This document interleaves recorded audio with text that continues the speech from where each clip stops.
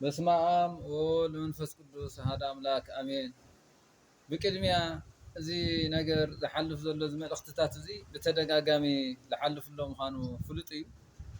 ሕዚ ዘሕልፎ ዘለኹ ምክንያት ግን ያው ፍሉይቲ ቦታ ኣብዛ ቦታ እዚኣ ኣብ መዓልቲ 600 ካብኡ ብላዕሊ ፈውሰ ምሕረት እናተወሃባ ዝነበረት እያ እሞ እንግዲህ እዛ ፈውሰ ምሕረት መህወይት እዚኣ ብዙሕ ሰዓት ተዓፅያ እያ ትግነ። ስለዚ መድሃኒ ዓለም እንታይ እዩ ዝብለና ዘሎ ሕዚ እቲ ኩሉ መከራ እቲ ኩሉ ችግር እቲ ኩሉ ዘሕልፎ ዘሎ ካብ 2009 ጀሚሩ ሓደ ብሓደ ላተገበረ መፅኡ ማለት እዩ።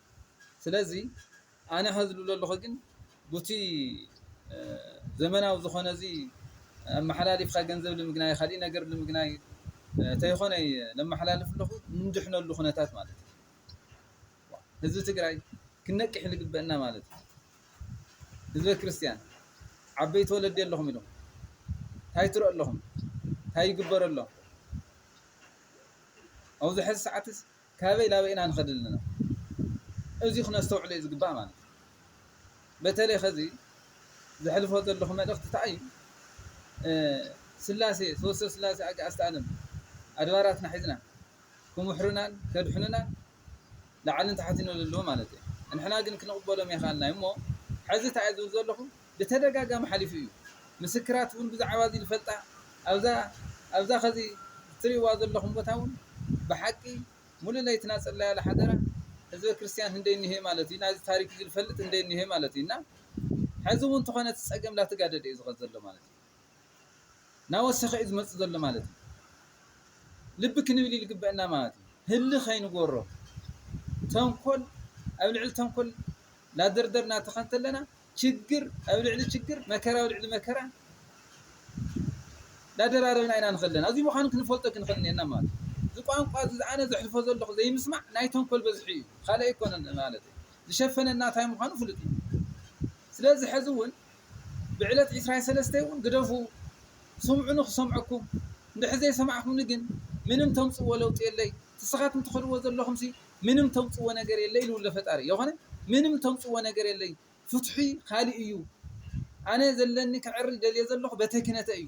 በተክነትኩም ዕርዩ ውይይት ጀምሩ ምስ ኣቦታት እውን ቅርብ ኢልኩም ተረዳድኡ ፍትሒ ውሰዱ እዩ ዝብለና ዘሎ ፈጣሪ ኣምላክ ይኾን። እዚኣ ተመሓላሊፋ ካብ ታሕሳስ 23 ዝደብዳቤ ካብ ላብ ዝተፈላለየ ሲቪል ሰርቫንት እውን ዝኣተየሉ ኩነታት እኒአ ማለት እዩ።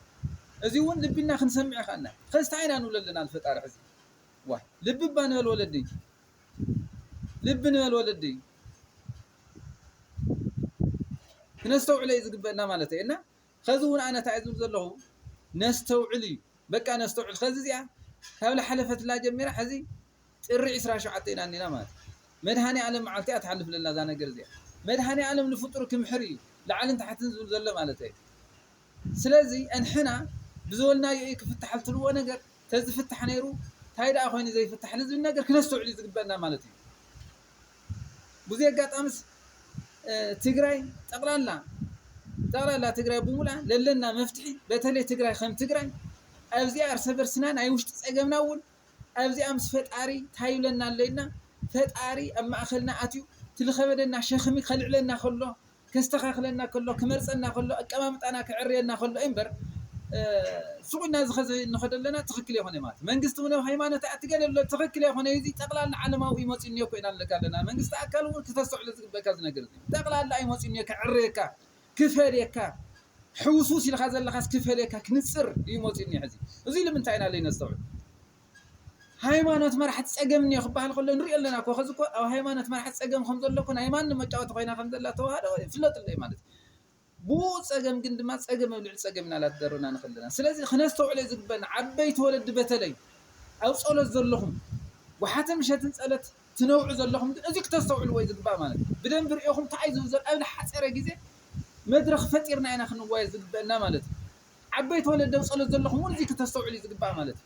በተለይ ዓበይቲ ኣድባራትና ስላሴ መቐለ ጨለቆት ስላሴ እንዳሽረ ኣብዚ ዘለኹም እውን ብደንቢ እንታይ እዩ ዝብል ዘሎ ፈጣሪ ብሰብ ኣቢሉ እንታይ እዩ ዝብለና ዝመኽረና ዘሎ ንብል ክነስተውዕሉ እዩ ዝግበአና ማለት እዩ። ብሰብ ሰብኛ ላኸና እነምፅኦ ለውጢ የብልናን እዚ ከረጋግፀልኩም የደሊ ኣብዛ ምሕረት እትወሃባ ዘላ ቦታ ፍሉይ ቦታ ድማ መቐለ ኢና ዘለና ማለት እዩ። مقالينا زب مقاله خوين ግን ውጽ ዝበለ ካብ ዓይን ዓለም ሓሊፍ ዝርከብ ቦታ ኮይነ ዘመሓላልፎ ዘለኹም ሰበይ ልብ ክንብል ይልግበና ማለት በዚህ አጋጣሚም በሀገራችን ውስጥ ያላችሁት በሙሉ ምን እያያችሁ ነው ያላችሁት? አሁን ምን እየተመለከታችሁ ነው ያላችሁት? አሁን በችግር ላይ ችግር እየተደራረበ ነው ያለው። በጸሎት ላይ ያላችሁ፣ በእንባ ላይ ያላችሁ ደግሞ ይሄን ልታስተውሉ ይገባል ማለት ይሄን አስተውላችሁ ደግሞ ድጋፋችሁ መስጠት መቻል አለባችሁ። አባቶች ደግሞ በተለያየ ላይታች የምትሉት ምንም የምታመጡት ለውጥ የለም። ምንም የምታመጡት ለውጥ የለም። እግዚአብሔር ራሱ ተረክቦ ራሱ ያስተካክለናል። ቤተ እግዚአብሔር ለቤተ እግዚአብሔር ትረከበለች ነው በቃ። ሌላ ምንም ነገር ተአምር የለው። እንግዲህ ለመግባባት ያክል ነው በመሃል ይሄና የአማርኛ ቋንቋ ተጠቀምኩት ማለት ነው። እና በዓለም ያላችሁ ፍጡሮች ይሄን ማስተዋል መቻል አለባችሁ ማለት ነው። ይሄን አስተውላችሁ ደግሞ ድጋፋችሁ መስጠት መቻል አለባችሁ። በቃ መፍትሄው እግዚአብሔር ራሱ ቤቱ ተረክቦ ሁላችንም እንደፈጠረን ተሞልሶ ሊያስተካክል ነው። ይሄንን ነው መፍትሄው። በቃ ይሄንን ነው እያልኩ ያለሁት። በተለያየ ደግሞ ገብታችሁ እያስተላለፍኩ ነው ያለሁት እና ሰሚ የለም እስከ ላይ ያለው ሰሚ የለም በቃ። ስለዚህ ዝም ብሎ በመረዳዳት እኛ ባልነው ነገር ሰው በሰው ባለው ነገር የሚፈታ ነገር የለም። ፈጣሪ ቤቱ ይረከባል። ቤቱ ተረክቦ ደግሞ ሁሉም ያስተካክል። እንደ አቅማችን ደግሞ ይመድበናል ነው በቃ። እቺ ቋንቋ ይች ነች። ይሄንን ነገር ልብ ልትሉ ይገባል፣ ልታስተውሉ ይገባል። ጥያቄ ያላችሁ ይሄንን ነው መልሱ። በዓለም ላይ ያላችሁ እንደ ሀገርም እንደ ዓለምም እንደ ክልልም ማለት ነው። ስለዚህ ይሄን ማስተዋል መቻል አለባችሁ። ከላይ ያለው መንግስት ምን ነው ማስተዋል ያለበት? ከላይ ያለው አመራሮች በሊቃነ ጳጳሳት ያሉትም ይሄንን መረዳት ያለባቸው። ቤተ እግዚአብሔር ለቤተ እግዚአብሔር ትረከባለች። ስለዚህ እኔ ደግሞ ይሄንን ነገር ለማስተካከል ስልጣን ሰጥቶኛል መድኃኔዓለም። ይሄን ማወቅ ያለባችሁ። ልደግመው ነው ይሄንን ነገር ለማስተካከል ስልጣን ሰጥቶኛል በቃ። እሊያ ሆኖ ሊያስተካክል ነው በቃ። ሊመድበን ነው፣ ሊያርመን ነው፣ ሊገስጸን ነው ማለት ነው። ይሄንን ነው በቃ። አሁን ይሄንን ነገር ነው ሊዋጥልን ያልቻለው ማለት ነው።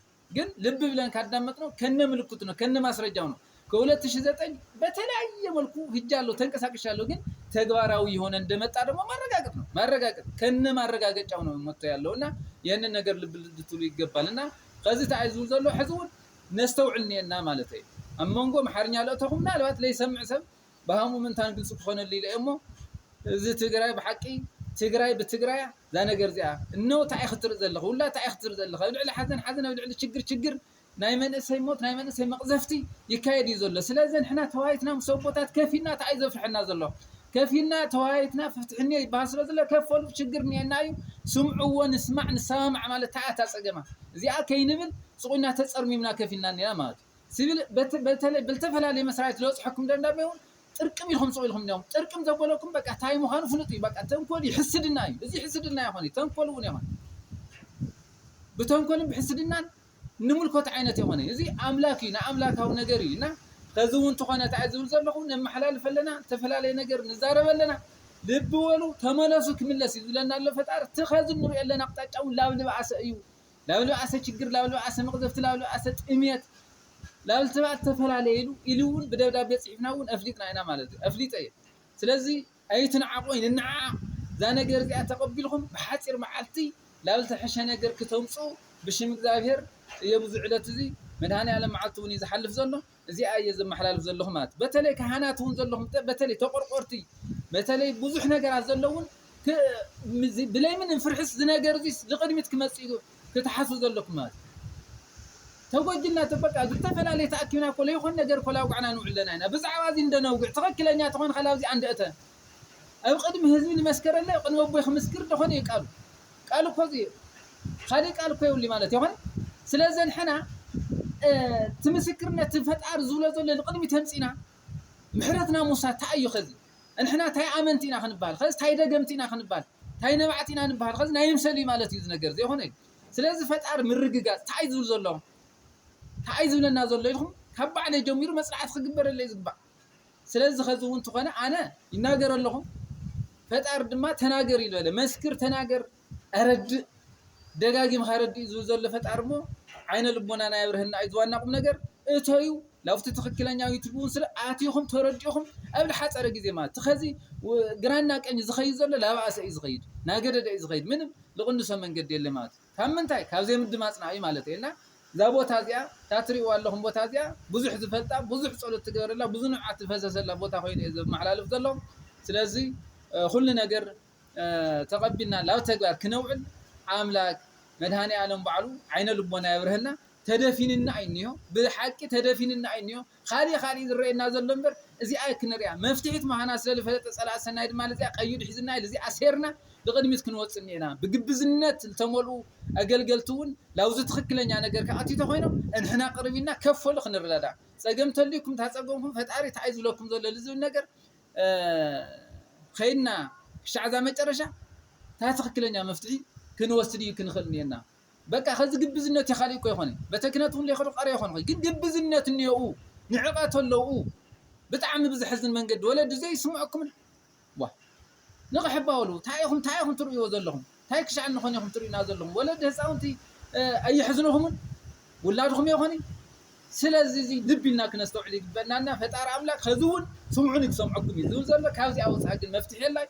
بزعبانا سلام يخون بزعبانا خالي حساب زلك كذا ملس زي ايا مجمريا طعنا تلينا اينا نحنا كنسرح نقل مجمريا اول سلام تلينا اينا لو زسرح ون كنسرح نقل سلامنا كنحز سلام دما كفطاريا سلازر سبرسنا اينا تحاوسنا اينا نينا بسبب ناس كفتح لكم تحاسب ولدي وا تعينا خوينا نفزلنا نطفق كوينا زلنا حزي سلاسنا كو ጫወተና كو يزل خز هم كعنش كو ጫወተنا زلنا بقينا نحنا لازي علينا انا تقبل لي هون تعايزل زل كله يسمع له كله يبلع تصرمي مكف زلغن تنكل يازيا تنكل بالعل تنكل دم عن توطقيسه شجر بالعل شجر مفطار مالتينا فطار املاك بتمصحف زيا سمعونك سمعكم يزل سلازل حزون سمعوا سمعنا اي فطاري بتلي سلاسه قلوات سلاسه مقله سلاسه انداشره قال لهم تقلالا بزوم دبراسياتهم بزوم خبت دبراسياتهم بحق سمعهم لا قبل حصر غزي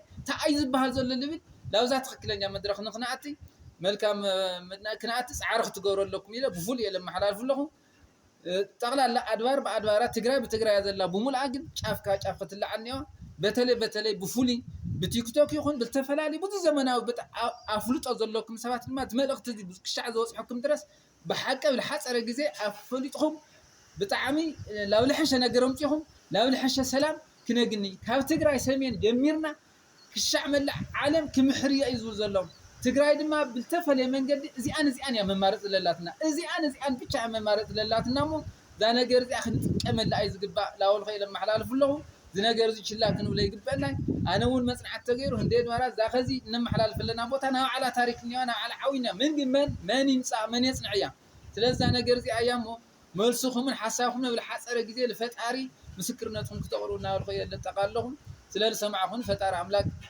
سمعوا عين البنا خميره لهم وسفات لك زاهر تسمعوا